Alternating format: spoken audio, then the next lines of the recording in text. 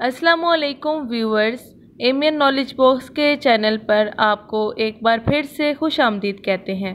उम्मीद करती हूँ कि आप सब खैरियत से होंगे और आपको हमारे चैनल की वीडियो भी ज़रूर पसंद आ रही होंगी, इसलिए इस वीडियो को आखिर तक देखें ताकि आपसे कोई इन्फॉर्मेशन मिस ना हो।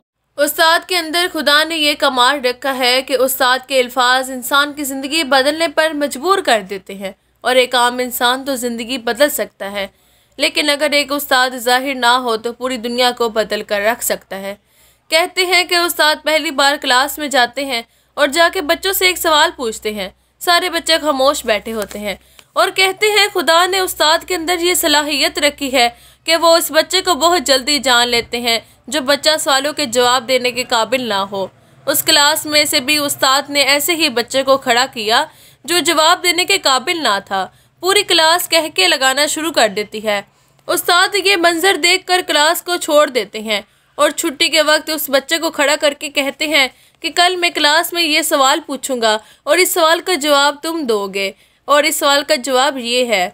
तो वो इस सवाल को याद कर लेता है और अगले दिन उस्ताद क्लास में यही सवाल पूछते हैं तो वो बच्चा खड़े होकर उसका जवाब दे देता है।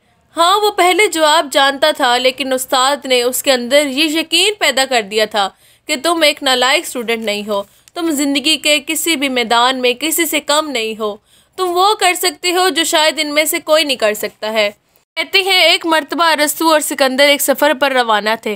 रास्ते में एक नाले को अबूर करना पड़ गया। सबसे पहले इस नाले को कौन अबूर करेगा, और आखिरकार सिकंदर ने सबसे पहले नाले को अबूर कर दिया और फिर अरस्तू ने नाले को अबूर करके जाकर सिकंदर को कहा कि तुमने आज पहले नाले को अबूर करके एक उस्ताद की बेइज्जती कर दी है।